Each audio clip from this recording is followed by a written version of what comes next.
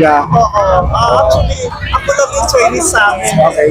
So we're college friends and this is actually our granddaughter. Ay, hindi. Goddaughter. Granddaughter. So, yeah. Pero mukhang Chinese siya, ha? Korean po. Korea. Korean. So ako, ang ginagawa ko pagka Chinese New Year, nagbibigay ako ng tikoy sa mga friends ko. Oh, okay, yeah, like that. Ayan.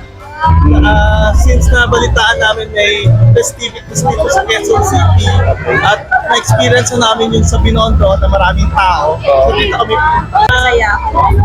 kahit hindi ganun ka-grand, pero merong warm, di ba? Yung feel ng celebration. Okay, pwede message na lang po sa mga kasama nyo o Chinese. Okay. 大家好，祝你们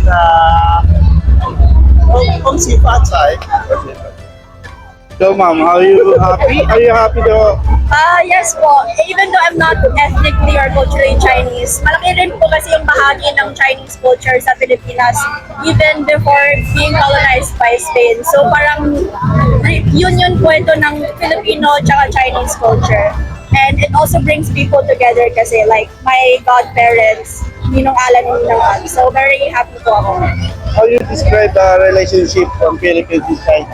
It's very complicated but at the same time it's very simple kasi it started off as from simple trading, naging exchange din po ng culture saka values, katulad po ng mga words or yung mga dishes din po, yung mga cuisine, naging influence na din po ng Chinese sa Filipino dishes. So nakita po talaga yung values ng China dito din po sa mga Pilipino. Message.